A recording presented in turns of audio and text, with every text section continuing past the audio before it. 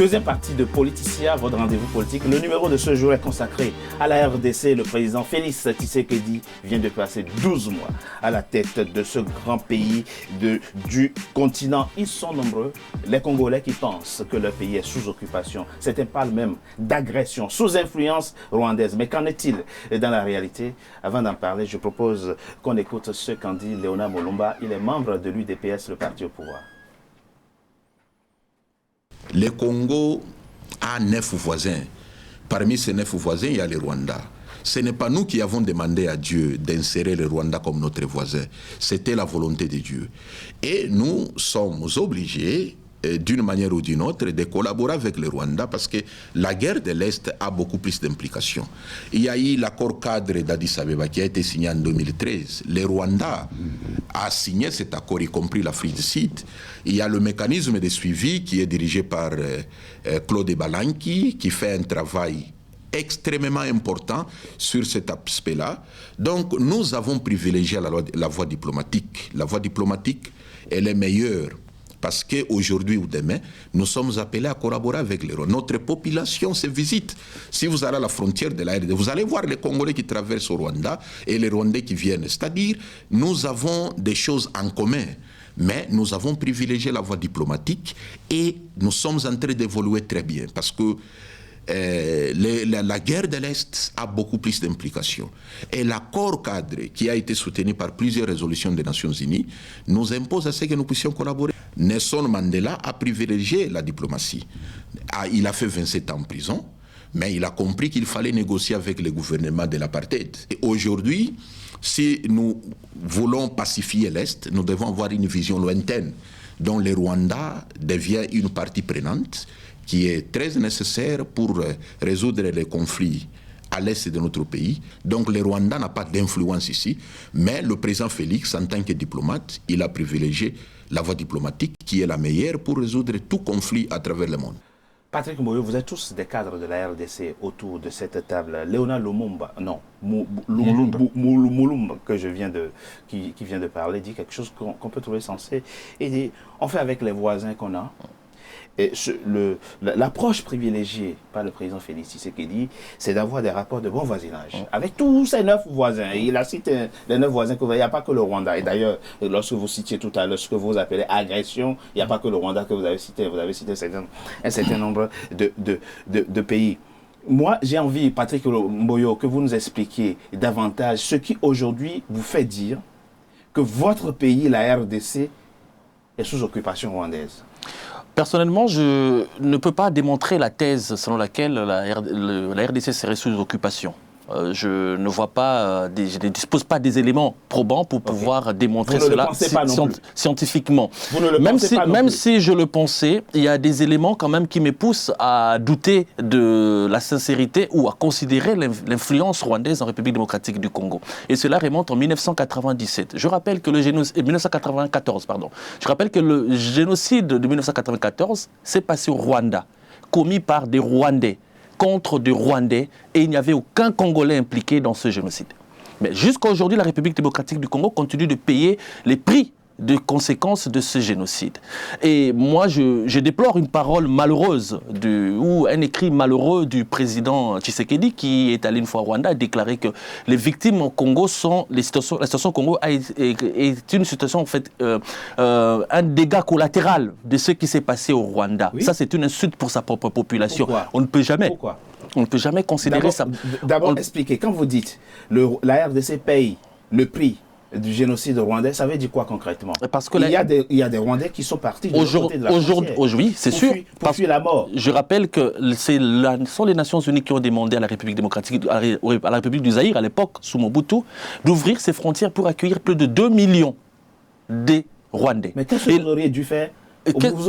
Vous auriez voulu qu'on ferme les frontières? Personne n'aurait voulu qu'on ferme les frontières, mais le bon sens aurait voulu qu'on puisse accompagner le Zaïre de l'époque à pouvoir assurer l'accueil de ces personnes. Personne ne l'avait fait à l'époque. Ça, c'est autre chose. Oui. Maintenant, pour parler de l'influence rwandaise, elle est tout à fait plausible. Je peux vous donner 2 cas.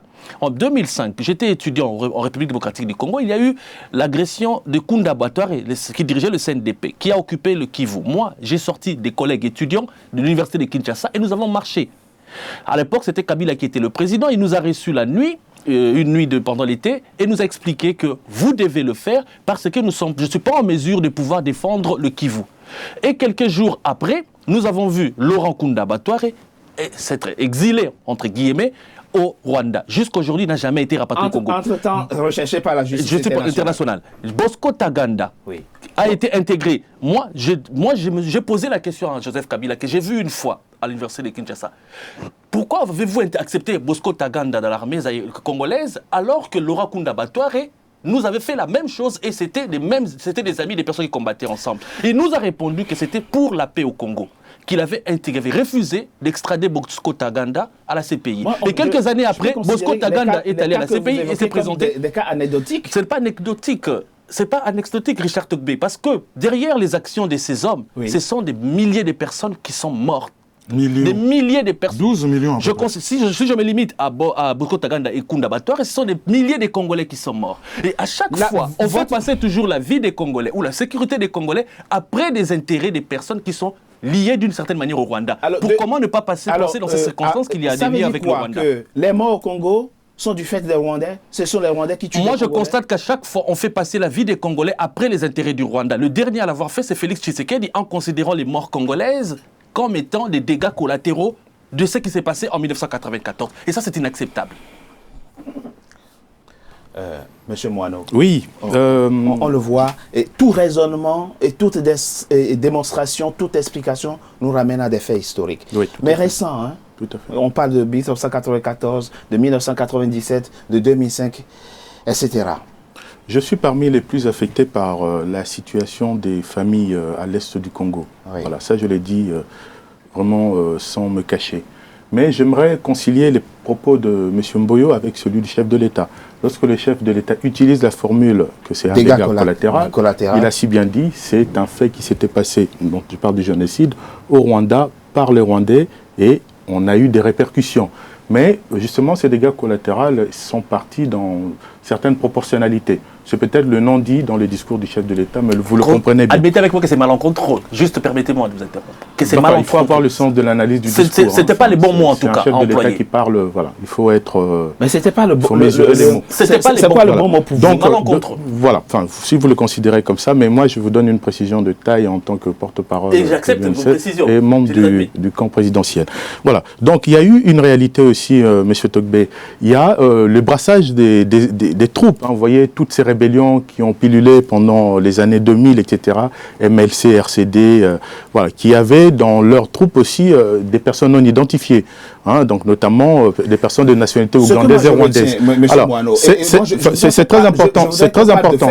J'en arrive, c'est très important. Alors, lorsqu'il y a eu ce brassage, on va dire que c'était des programmes mal réalisés. Il n'y avait pas d'identification. Ces personnes qui partaient de la rébellion avec des kalachnikovs se retrouvaient des généraux dans l'armée. C'était une situation, c'était quelque chose qui a été mal géré. Mais aujourd'hui, enfin, un grand travail est en train d'être fait par le président de la République, justement pour pouvoir remettre les choses en ordre. Non. D'autre part, il y a le programme DDRR qui n'avait pas très bien fonctionné. À ce programme, il y a plusieurs rapports. Oui. Qui datent des années 2010. Plusieurs rapports, et qui stigmatisent le Rwanda. Oui. Et officiellement, même les États-Unis ont déploré le fait que le Rwanda ait soutenu le M23 dans votre pays. Oui. Ça, c'est un fait pratique, oui. ça c'est concret. La question, c'est quelle est la répercussion de ce soutien? Quelles sont les séquelles aujourd'hui? Et quelle est aujourd'hui l'importance, ou du moins l'ampleur de ces conséquences dans la politique, dans l'animation de la vie politique dans votre pays? Oui, en fait, il faut avouer qu'il y a eu beaucoup de ravages par le fait... Enfin, je ne suis pas ici avocat du Rwanda, non, je parle en tant que politique. Oui. Donc il y a une répercussion vraiment visible au niveau de nos populations, mais nous devons considérer aussi, enfin, vous avez parlé de faire le bon diagnostic. Oui. La sécurisation de nos frontières. Voilà, il faut dire que nos frontières, à un grand moment, étaient poreuses, comme on les appelait. Il faut qu'on revienne à ça pour sécuriser nos frontières, procéder à l'identification de nos populations et surtout ne pas permettre que le Congo soit la base arrière des forces négatives, des forces armées. puisque là, il y a eu une déclaration hier sur une chaîne internationale périphérique qui a parlé d'une déclaration des FDLR notamment, qui se plaignent d'un accord entre le Congo et le Rwanda. Voilà, donc le Congo ne reçoit pas des personnes réfugiées armées. Voilà. Si ça s'est passé dans les années antérieures... Il y a des rapports d'experts quand même qui ont dit le contraire, de ne pas le passer. Qu'il y a des armes, des munitions qui partent du Rwanda vers le Congo. Ça, je ne l'invente pas, j'ai des rapports là. Oui, enfin, je suis en train de parler de la question de la non-maîtrise territoriale de vos dans le passé. Dans le passé. D'accord. Voilà. Mais aujourd'hui, la démarche optée par le chef de l'État, Félix Tshisekedi, c'est de pouvoir parler avec les bons interlocuteurs et de pouvoir désarmer. D'ailleurs, je salue ici les exploits actuels de nos forces armées qui sont en train de mettre en débâcle les ADF. Juste une précision. Bon. Dans le passé, il y avait un Rwandais qui s'appelait James Kabarebe, qui était chef d'état-major de l'armée congolaise. Il est venu avec l'AFDEL. Après, il a été ministre de la Défense au Rwanda et ensuite conseiller en matière de sécurité du président Paul Kagame. Lui, pourquoi il n'a pas sécurisé le frontière congolaise? On ne peut pas dire qu'on a essayé la guerre. Le Congo n'a pas essayé la guerre. On a imposé une guerre au Congo. Le Congo a subi une guerre. Nous, on n'a pas essayé. Et l'article 51 de la Charte des Nations Unies parle de la légitime défense. Et comme notre État est phagocyté par des intérêts étrangers, donc on ne peut pas utiliser cet article 51 de la Charte des Nations Unies. Ce qui nous reste, c'est nous, en tant que peuple, utiliser la Déclaration universelle des droits de l'homme et le principe de l'autodétermination qui se trouve dans la Charte des Nations Unies. Pourquoi parlez-vous d'autodétermination? On en est là? Vous évoquez le principe d'autodétermination? On en est là. Les Congolais n'ont plus de souveraineté. Depuis 2011, il y a des élections bidons au Congo. Ces élections-là, c'est la volonté de Paul Kagame qui compte. En 2001, d'abord, on assassine Laurent Désiré Kabila, ce qui n'est pas normal. En 2001, il y a eu des élections. Le peuple a voté une autre personne. D'abord, Joseph Kabila, arrive au pouvoir par la voie que l'on connaît. En 2006, Joseph Kabila contre Jean-Pierre Bemba. Oui. Contestation parce que beaucoup de gens, beaucoup d'observateurs disent que c'est Jean-Pierre Bemba qui a gagné. Bon. C'est la volonté de Joseph Kabila qui a primé. 2011, Étienne Tshisekedi, le père, contre le même Joseph Kabila. Alors, on vote pour Étienne Tshisekedi, on a bien compris mais c'est l'autre qui passe. On ne peut plus aujourd'hui parler de la RDC sans parler des démons du passé. Oui, j'ai l'impression que la vie politique congolaise est aujourd'hui hantée par les vieux démons du passé. Mais faisons l'effort de nous concentrer sur les 12 mois que vient de passer le président Félix Tshisekedi à la tête de votre pays et les 4 ans qui restent. Mais c'est marqué par la corruption, la gabegie, le détournement. Voilà. Est-ce qu'on peut au moins retenir aujourd'hui qu'une forme de sérénité est arrivée au moins à Kinshasa et dans les grandes villes, dans certaines grandes villes du pays, abstraction faite bien entendu de la province orientale, du Grand Kivu, et du Kasaï, etc. Est-ce il n'y a plus aujourd'hui de tensions vives dans les rues de Kinshasa? Est-ce qu'on peut dire qu'il a réussi quand même à apporter une forme de sérénité et à calmer durablement les tensions politiques que vous avez connues les dernières années? Il faut préciser des choses. Ventre affamé n'a point de sérénité et au niveau du ventre du Congolais, en tout cas, on leur dit de serrer la ceinture. Comme le dirait le président Abdoulaye Wade, ils n'ont même pas de ceinture à serrer, déjà.